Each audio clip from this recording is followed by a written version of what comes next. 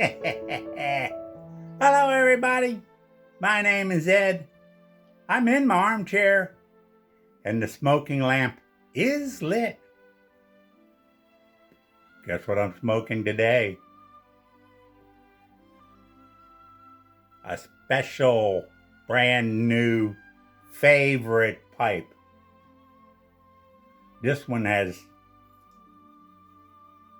well, this is just something.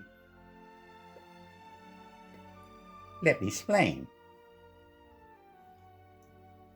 Take a look at this guy. Is this beautiful? I fell in love with this pipe the first time I saw it. Now let me explain. This is a Pipe Club of London 2024 Pipe of the Year. And I was watching Simon, London Calling Simon, early 2005, and he showed this pipe. He had just got it, because he is a member of the Pipe Club of London. And you may know by now that a lot of times when it comes to pipes, it's how I like the looks of them. That's the first thing for me. Bent pipes, definitely something that hits my eye, if you will. And of course the colors and whatever. This one has a very unique stem. Very unique. And of course, being a Pipe of the Year, we've got the band that has Pipe Club of London 2005 or 2024 right on it. So it's special in that sense. And I saw that pipe. Oh, and also this, you can't notice it that much. Well, yeah, you can. It is a 6-paneled pipe. Not a big, obnoxious, carvings of it. It's kind of subtle, but it is 6-paneled. Anyway, I saw this pipe. I loved it. Simon pointed out, it's Pipe of the Year in the Pipe Club of London. So I actually contacted them to see if there was any left, which of course there was not. And you can tell by my correspondence, I was looking to buy this pipe. Funny little thing. Not long after that, the Pipe Club of London came up with a new philosophy, if you will, that you can't purchase a Pipe of the Year until after you've been in the Pipe Club for over a year. And sometimes I think, that was probably because of me. Maybe not. Maybe just an extra straw to break the camel's back, but I'm just saying it. Yeah, that's probably because of me. So I did kind of look into stuff, been looking out for it. But a little while ago, Simon, and he does this a fair amount of times, we'll be selling some of his pipes, and he collects some beautiful pipes. Rare pipes, he does. So he had a bunch of pipes that were going on for sale. And this was before the sale. he showed a bunch of pipes were going on sale and other pipes. And son of a gun, this pipe he had out. Okay. And he said, well, I might, put this one up for sale. He wasn't sure. So Simon wasn't sure if he was going to sell this one, but it's still, for me, he's not sure. Maybe he will. Anyway, I contacted Simon, and I've had some dealings with him before. I have a few of his pipes. And let him know that if you do decide to sell this pipe, I will buy it. So quite a time went by, and just recently, Simon had a sell-off of a bunch of his pipes. And he sent me an email saying, "Are you still interested in this one?" I said immediately, yes. And so I just got this in late last week.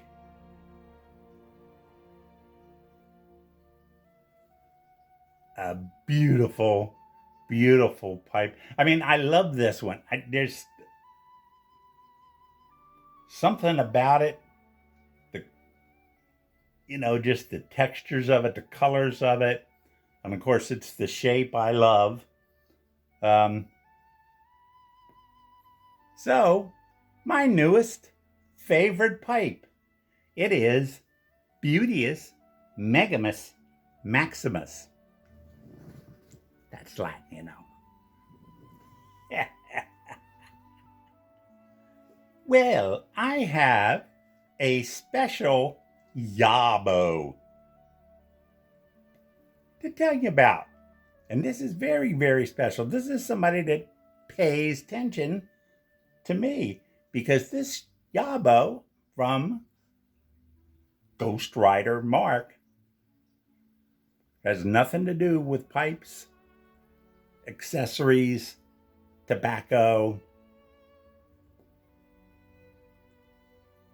This is the gentleman piecing together that, yes, I was in the Navy, and he is from Australia, and here's what he got me for my keychain collection.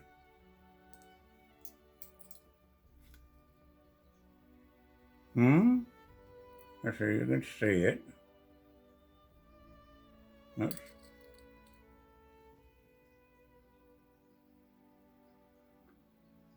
150th anniversary of the Australian Navy.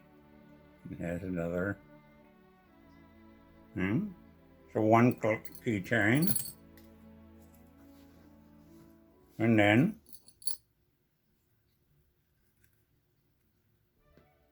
another one. Isn't that fantastic for my keychain collection? I love it. I love it. So let me tell you a story, because you got to tell a story. When I was in the Navy, and Mark may not know about this, White Hoodie, haven't said it yet. We had an area where they put the destroyers in Pearl Harbor, and across the way, wasn't that far. It was kind of a triangular thing that you narrowed in. That's where the destroyers were. So across from that, and was very rarely across from it, that they would moor some special ships. And During that time, there were 3 ships that came in to Pearl Harbor and moored right across from us.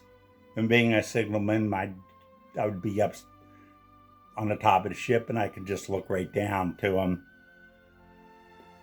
First was the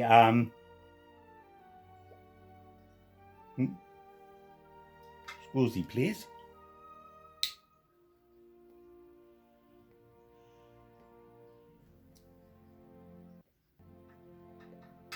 Yeah. Was Queen Elizabeth Royal Yacht.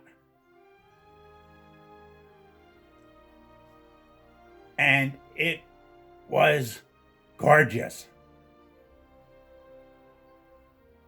50 years ago, wasn't one of these aerodynamic, sleek looking things. It was just a beautiful, big yacht. The Royal Yacht. Now, we never saw Queen Elizabeth there. In fact, I don't think she came to Pearl Harbor on that boat, but somebody else, you know, some royalty did. And I can remember it had this blue hull and maybe about 5 foot from off the top of below the top of the hull was a stripe that went all the way around, probably about 5-6 inches thick. And I was told that that's gold. It's like, wow. It was beautiful. Second special ship that came in was a Coast Guard ship. It was a tall,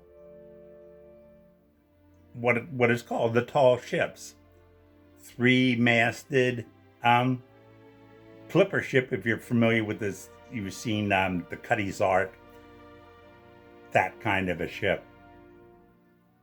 It was gorgeous, and that is anyway. It's that tall ship, and the Coast Guard used it for their cadets, and it sailed, I believe it went around the world with the cadets, first year class, as a training, get them used to the old ways of, sailing. They learned everything on that, even though once they got out of their freshman year, they would never be in a tall ship again. But it was there to teach them the histories, how the old timers used to do it. Beautiful. The third ship, the same concept, the Australian Navy. So yes, they had the tall ship. It was for training of their officers.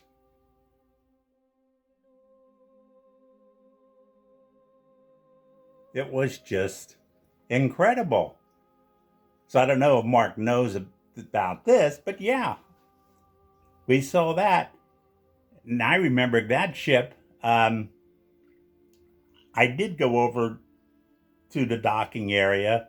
I didn't have a chance to go on the ship, but I just walked on the dock and just looked at it, and it was just gorgeous. Just gorgeous.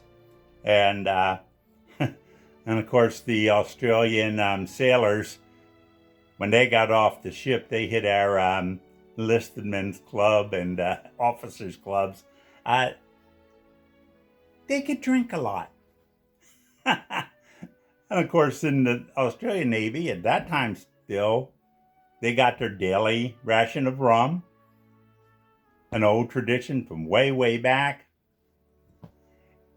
Anyway, when I got these keychains, I thought of that. It's like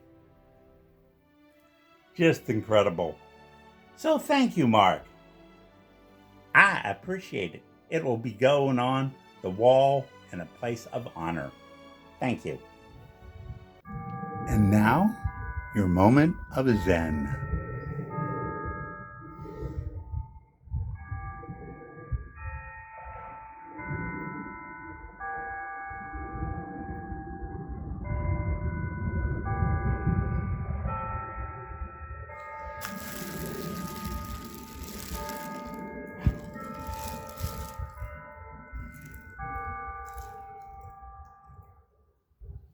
Well, this is a VR for Mr. and Mrs.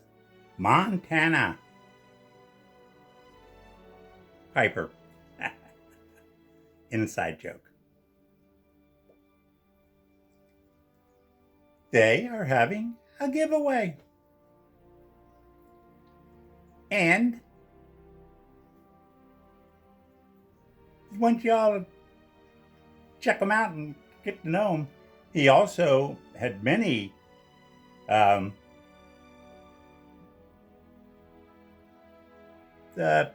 mentions on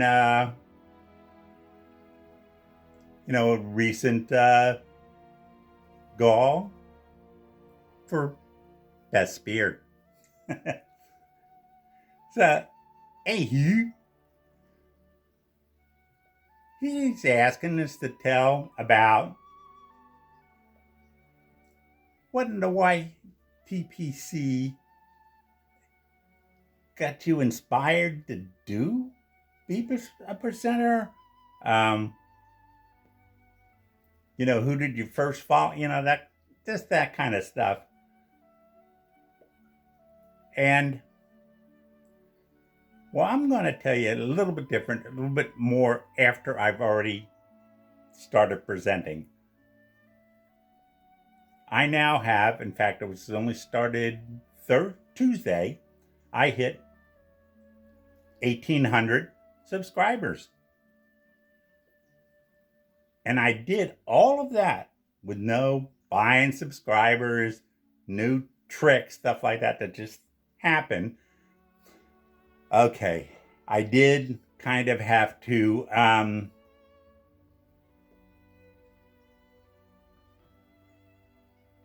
what's the word they use? I had to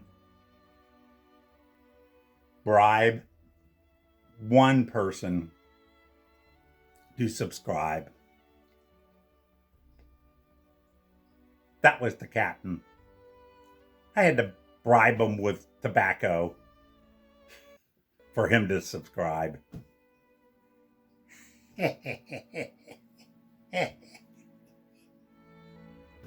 But outside of that, it's just been be doing video consistently. And believe me, there are times, been a few times when I've been in a hospital, so I've missed some. Not that there's, well, face it, I was on death's door. I was starting to see the light. Funny little joke. Why are they, people of New York so nervous, so all messed up and stuff? You know why? Because the light at the end of their tunnel is Jersey.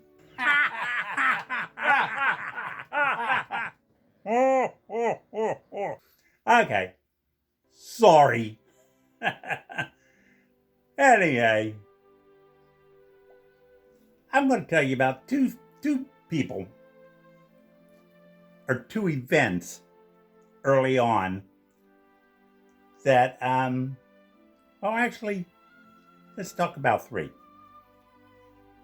But one, my very first sub. He still does videos, not that often. I think his last one was about 4 months ago. Pipes and Bees. First person to subscribe me. Outside of family and friends. He's the first one out there. But that's important. You got to get your first to get anything else. And the first to ever shout me out, and this was an important one, Dale Piper, Sir John, gave me a shout out. When he gives you a shout out, he tells you stuff, not just... And that became very important to me. And I guess the other major milestone, Kane Rod Piper. At that time, in his lives, he does a live every Friday night at 8 o'clock. He used to set up he would make a call, and the person would have a conversation with him, and everybody else on the live could make comments, and I was on his, and that was much appreciated. So anyway, those three things I think really got me involved in the YTPC. And as I said, I've done one pretty much every week. I've had definitely times when I just didn't want to do one. Really. Just either couldn't figure out anything to say, or just was feeling low, feeling bad. But people like this got me to be what I am, which is, it was important to do that video. So, yes, I've done a fair amount where I could have easily done without doing one. And that is something that got me honed in on the YTPC. So that's my little VR to you, Mr. and Mrs. Montana Piper. Thank you for listening. Well, I do hope you like this. And remember, if you don't like something like this, you can't get to heaven. So may your smoking lamp always be lit. Take care out there.